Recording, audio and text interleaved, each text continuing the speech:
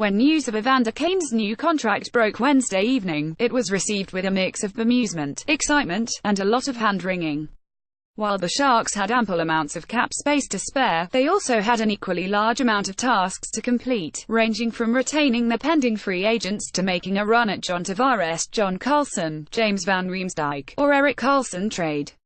Kane's signing was the first domino to fall in that, as Doug Wilson proceeded to lock up the 26-year-old winger on a 7-year, $49 million deal with a modified NTC*. Tanking has never been an option for the team.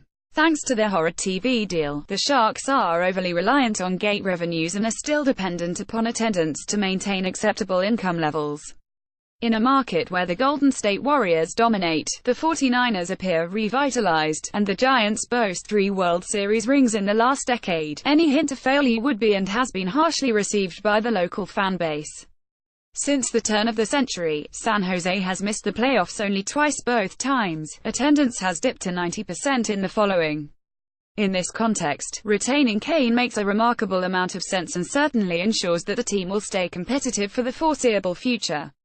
More concretely, the deal almost ensures that the Sharks will, for the short term, remain contenders for a playoff spot and stay capable of making a deep run, regardless of any other outside acquisitions.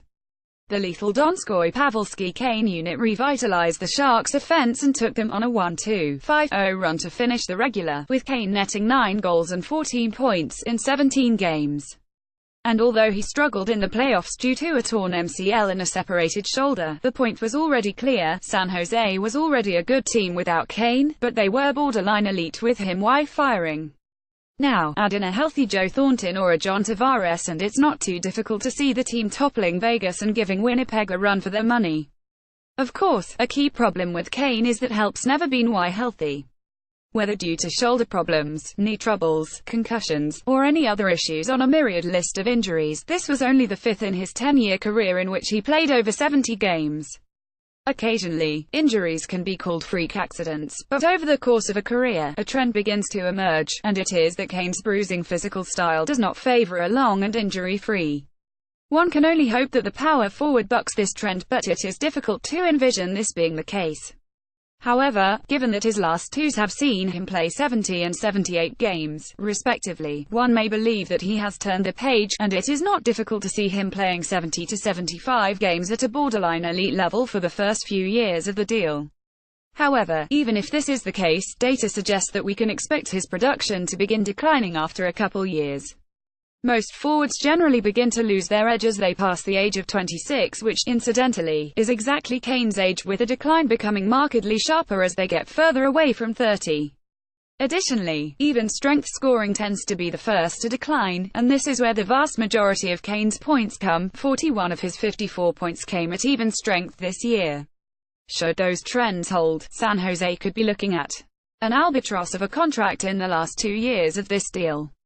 Clearly, this move was then made to extract maximum value out of the first 4 or 5 years, before his decline will likely kick into high gear. While this is not exactly an uncommon practice in the NHL, it used to be rather unusual for the Sharks, who only ever gave maximums of 5-year deals.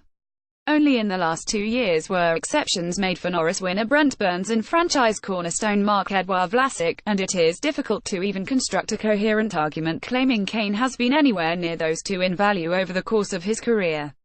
Kane's contract screams win now, and it's not hard to imagine that this signing was made, in part, to convince other free agents to come here. A quick analysis of Wilson's statement on the signing yields an interesting tidbit, where the long-tenured GM calls it heartening to have Evander join a trend of elite players who have chosen to remain in San Jose. Looking at this year's free agent crop, the statement practically screams a not-so-cryptic signal at John Tavares. With Kane's signing having made this team competitive enough to be one kick away from being a cup favorite let alone contender, Tavares could instantly come in and be the last piece needed to catapult the franchise to championship glory. assuming they can package some draft picks to ship out Mikkel Bodka $4 million AAV and Paul Martin $4.850 million AAV. San Jose can re-sign Thomas Hertl to a 5-year contract worth around $5 million per year, Joe Thornton to a 1-year deal worth $5 million, and Logan Couture to a 5-year contract worth $6.5 million per year. They would have roughly $11 million per year to offer Tavares, assuming a rather safe $80 million cap estimate for next year. While this strategy would require the Sharks to wheel and deal a little bit more to create enough room to fill out their depth, it ensures that they have the financial muscle to compete with any team in the Tavares sweepstakes. At the trade deadline, Wilson alluded to making a run at the top players in this year's free agent class, and Kane's signing allows them to be a more attractive location for free agents to come. With a quiet media market, perfect weather, a competitive team, and a promising immediate future, John Tavares would find San Jose a very good fit, and his acquisition would instantly make the Sharks a cup favorite really. What else could you call a team with a lineup of Tavares, Couture, Thornton, Tierney down the middle? Kane's signing ensures that San Jose will stay competitive for the foreseeable future, and if it does help lure in Tavares, it would absolutely be worth it for the on-ice and off-ice jolt it would provide to the franchise.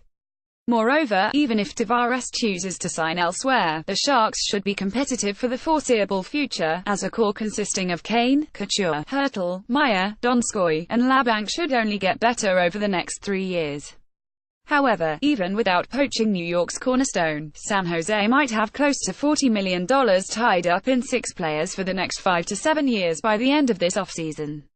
Given Kane's injury history and the generally unfavorable aging curve, you can't shake the feeling that if Tavares doesn't come and the Sharks don't get over the hump in the next 2 to 3s, the club could be faced with a serious case of buyer's regret. Asterisk, the 3-team modified NTC means he can still be exposed to Seattle in the expansion draft if necessary. That is likely a key reason it's not an NMC.